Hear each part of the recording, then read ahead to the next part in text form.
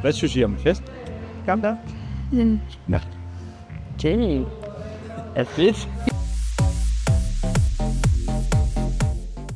Vi holder 5-års jubilæumsfest i dag, og det gør vi, fordi at vores lyngdykkerhold her i Slesvig fylder 5 år. Det er også virkelig svært at forstå, at tiden er gået så hurtigt. Ja, jeg føler, det var i går. Yeah. Jeg synes, det er godt klaret af os, fordi vi er sådan noget hold, og vi har det sjovt. Så er det også bare fedt at være med.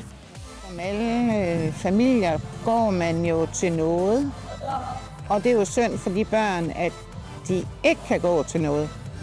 Så det var en glædens dag, da Lykkeliga i gang for 5 år siden. Ja. Jeg håber, at det giver dem i hvert fald følelsen af at være en del af noget, og være fælles om noget. Og så en masse glæde og positiv ind i deres, for nogle af dem, hårde hverdag med mål og med alle mulige pædagogiske tiltag. Jeg er altid selv gået til sport og været en del af foreningsliv.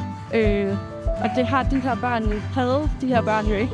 Så jeg synes også, de fortjent at være en del af et foreningsliv og en del af et hold og en klub og en gennemsnitsværmning af det også, og få noget fællesskab for dem. Jeg synes, at jeg lærer meget af ham, der man prøver at være sammen med mange mennesker.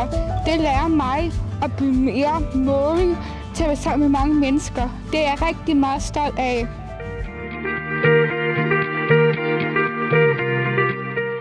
Hvad er det, der gør det her muligt, at der er sådan folk? For det første, vores klub, SMI, gør det muligt, så alle vores sponsorer, som har været med fra starten og troet på projektet, da jeg kom og fortalte, at jeg ville lave et håndboldhold for børn med særlige behov, så var der jo nogen, der kiggede lidt skævt og var sådan, nå, hvad bliver det for noget, og hvordan kommer det til at gå? Men altså, nu her efter 5 år er vi jo 23 tilmeldt holdet, ikke?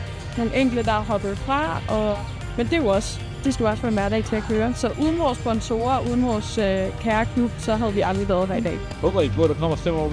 Ja. Ja.